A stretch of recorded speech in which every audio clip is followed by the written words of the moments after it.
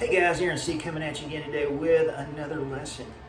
So today, what are we going to do? Well, today I'm going to make a simple jazz lesson out of a 2-chord progression, okay? And so what we're going to be doing with focusing is, is chord progressions, chord voicing, well, obviously the chord progression because it's only 2 chords, but chord voicings and rhythms. So what are a couple options we can do? Now I'm going to take 2 simple chords, the C and the D minor. So if we're in the key of C, the 1 major and the 2 minor, okay?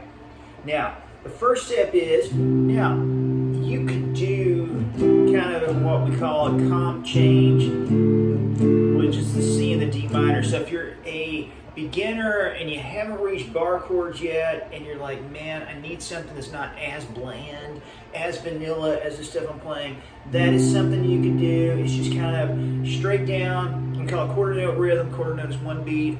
1, 2, 3, 4. 1, 2, 3, 4. You could kind of also come up 1, 2, 3, 4. 1, 2, 3, 4. Now, if you're past that, obviously we can go to the bar chords by just playing this C bar chord and D minor with a comp change, okay?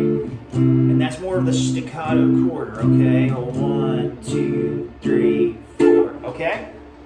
That is the next level. Now we want to go to the next level. What I'm going to do is I'm going to make this C chord a C major 7 and this D minor a D minor 7th, okay? All permissible in the key of C. 2, 3, 4, 1, 2, 3, 4, 1, 2, 3, 4, 1, 2, 3, 4. Okay? So we have that going on there. Okay? Now, I'm going to go one more level on top of that, and that's this. Is what I'm going to do is I'm going to make, instead of a C major or C major 7, I'm going to make the C a C major 9, and I'm going to make the D a minor, a D minor 9, okay?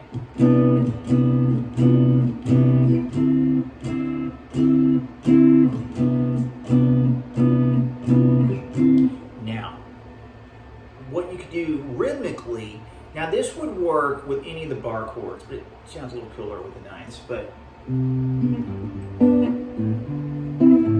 just throw that bass in. You got a bossa nova thing going on. However you see fit to play the chords and stuff like that.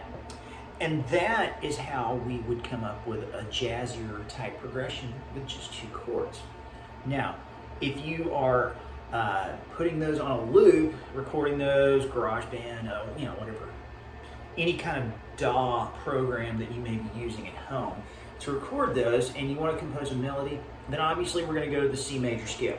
So we have a couple different options there for playing the C major scales. We have this 6-string pattern starting on the 8th fret, and then we have this 5-string pattern that moves a little bit starting on the 5th string of the 3rd fret. Okay, are there other options? Yes. So obviously the key of C is C to C with no sharps or flats. We get that by determining a series of whole step, half, followed by whole step, half. Plain English, that's 2.5 steps, followed by 3.5 steps. And that's how you determine any major key and any major scale. But that's just kind of in a nutshell. I need to go into some theory videos later on, but I wanted to keep it short and sweet and to the point without opening a can of worms. So, thanks so much for stopping by today. If you have any questions, feel free to leave them in the comments below. And I'll do my best to respond. If you're interested in lessons, let me know.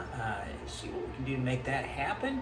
And I'll leave the links below to any other places you can follow me on. And I will see you next time. Thanks for stopping by.